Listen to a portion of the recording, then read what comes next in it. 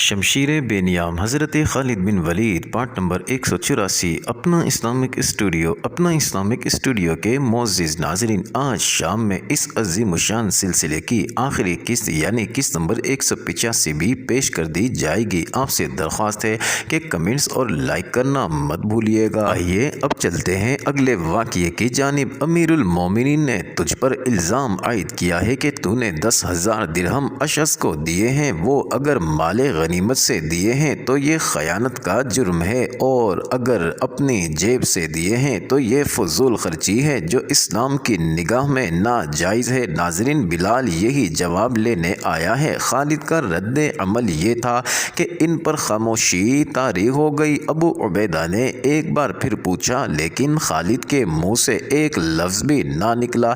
ناظرین، دراصل ابو عبیدہ چاہتے تھے کہ خالد کچھ نہ کچھ ضرور کہیں تاکہ وہ طریقہ اختیار نہ کرنا پڑے جو امیر المومنین نے اختیار کرنے کو لکھا تھا۔ خالد پر ایسا اثر ہوا کہ انہوں نے بلال کی طرف دیکھا بھی نہیں۔ آخر ابو عبیدہ نے بلال کی طرف دیکھا۔ اس کا مطلب یہ تھا کہ بلال عربوں کے رواج کے مطابق خالد سے بیان لے۔ ناظرین، بلال پورا حکم لے کر آئے تھے، انہوں نے کارروائی مکمل کر کے جانا تھا۔ خالد نے تھوڑی سی مہلت مانگی جو انہیں دے دی گئی۔ ناظرین، یہ مہلت تو انہیں ملنی ہی تھی کیونکہ دستور کے مطابق تمام فوج کو اکٹھا کرنا تھا جس کے سامنے خالد سے اعتراف جرم کرانا تھا۔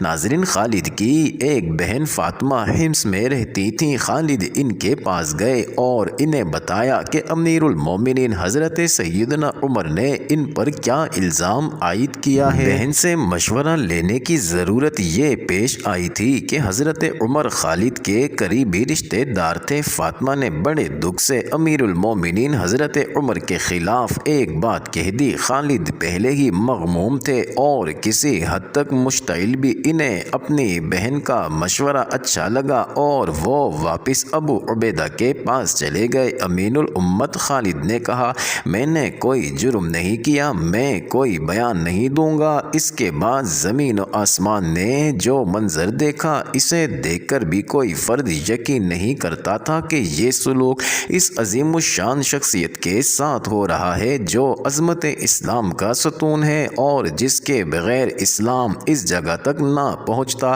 جہاں خالد کے ہاتھ ان کی پیٹھ کے پیچھے ان کی دستار سے بندھے ہوئے تھے۔ ناظرین، ان کے سر سے ٹوپی اتری ہوئی تھی اور وہ زمین پر دو زانوں بیٹھے ہوئے تھے اور بلال ان کے سامنے کھڑے اعتراف جرم کرا رہے تھے۔ ابن ولید، بلال پوچھ رہے تھے، تو نے اشعث کو 10,000 درہم اپنی جیب سے دیے ہیں یا مال غنیمت سے؟ خالد کے چہرے کا رنگ اڑا ہوا تھا، وہ خاموش رہے۔ بلال نے ایک بار پھر پوچھا، خالد پھر بھی خاموش رہے۔ ابن ولید، بلال نے کہا، میں امیر المومنین کے حکم کی تعمیل کر رہا ہوں، جواب دے، تو نے 10,000 درہم اشعث کو اپنی جیب سے دیے تھے یا مال غنیمت سے اپنی جیب سے؟ خالد نے آخر جواب دیا۔ ناظرین، بلال نے ان کے ہاتھ کھول دیے اور اپنے ہاتھوں پگڑی ان کے سر پر رکھی۔ ہم سب پر امیر المومنین کے حکم کی تعمیل فرض ہے، بلال نے کہا۔ ہم ہر سالار کی عزت کرتے ہیں۔ وہاں جتنی فوج تھی اس پر خاموشی طاری تھی۔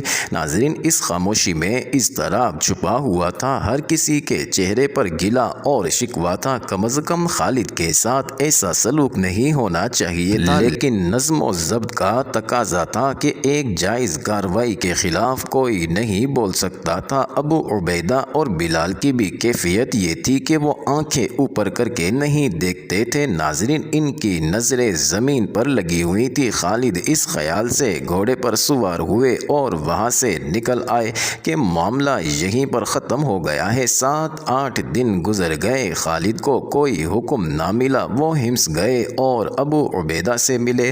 ابو سلیمان، ابو عبیدہ نے امیر المومنین کا حکم نامہ خالد کے سامنے کرتے ہوئے کہا، یہ پڑھ لو۔ یہ وہ حکم نامہ تھا جو امیر المومنین نے حضرت ابو عبیدہ کی طرف بھیجا تھا کہ خالد جو بھی اعتراف کریں انہیں معزول کر دیا جائے۔ تجھ پر اللہ کی رحمت ہو امین الامت۔ خالد نے ابو عبیدہ سے کہا، امیر المومنین کا یہ حکم مجھے اسی روز کیوں نہ سنا دیا؟ خدا کی قسم ابو سلیمان، ابو عبیدہ نے کہا، مجھ مجھے اندازہ تھا کہ اس دکھ کا جو تجھے ہونا تھا میں اپنی زبان سے تجھے دکھ نہیں دے سکتا تھا۔ یہ دکھ میرے لیے بھی کم نہیں کہ تجھے معزول کر دیا گیا ہے۔ ناظرین، خالد خاموشی سے اپنے گھوڑے پر سوار ہوئے اور حمص سے نکل آئے۔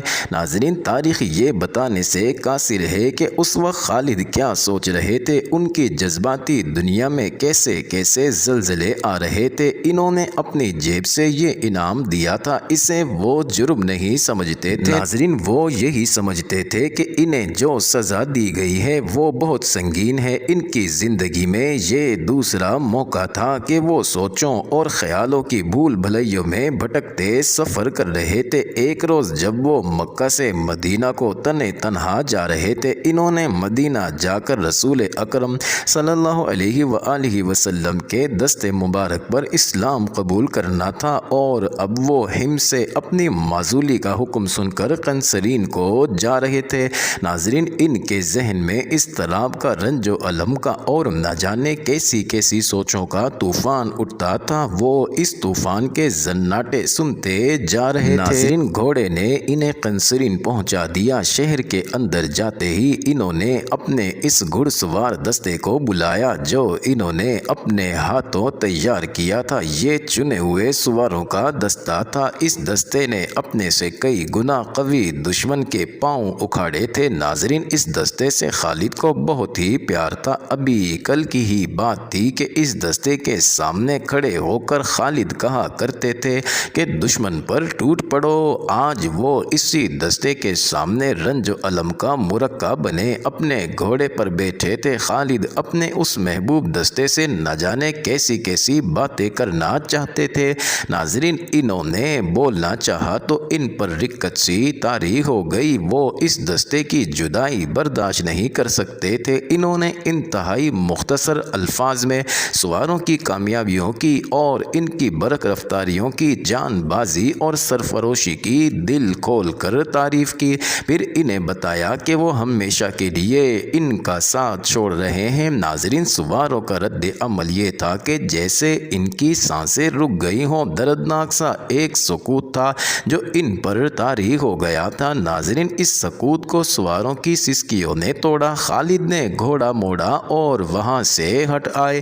ناظرین، یہ منظر ان کی برداشت سے باہر تھا۔ وہاں سے خالد حمص گئے، تمام مجاہدین سے ملے، بوجھل دل سے سب کو خدا حافظ کہا اور مدینہ کو روانہ ہو گئے۔ ناظرین، خالد مدینہ میں داخل ہوئے، لیکن ایک فاتح سالار کی حیثیت سے نہیں کہ لوگ گھروں سے باہر آ کر ان کا استقبال کرتے۔ ان کی حیثیت ایک سزا یافتہ مجرم کی سی تھی۔ اتفاق سے امیر المومنین حضرت سیدنا عمر انہیں ایک گلی میں آتے مل گئے۔ ابو سلیمان عمر نے خالد کے جنگی کارناموں کو ان الفاظ میں سراہا: تو نے وہ کام کیا ہے جو کوئی اور نہیں کر سکتا تھا، مگر ہر کام اللہ کرتا ہے، اور تو نے جو کام کیا ہے وہ کسی بھی مسلمان کو پسند نہیں آیا۔ خالد نے کہا: اے ابن خطاب، تو نے میرے ساتھ بے انصافی کی ہے۔ کہاں سے آئی یہ دولت کہ تو اسے ناجائز اسراف میں پھینکتا پھرتا ہے؟ حضرت عمر نے کہا: ابو سلیمان، کیا تو رومیوں اور فارسیوں جیسا بادشاہ بننا چاہتا ہے؟ خدا کی قسم، تو میرے لیے قابل احترام ہے، تو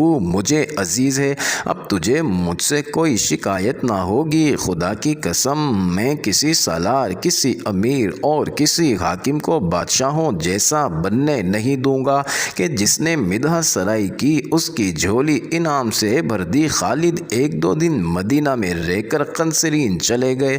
ناظرین، وہ مدینہ کو ہمیشہ کے لیے چھوڑ گئے تھے۔ اللہ کی تلوار نیام میں بند ہو گئی۔ معزز ناظرین، یہ انٹرسٹنگ ویڈیو جاری ہے۔ اگلی ویڈیو قسط نمبر 185 میں دیکھنا مت بھولیے گا۔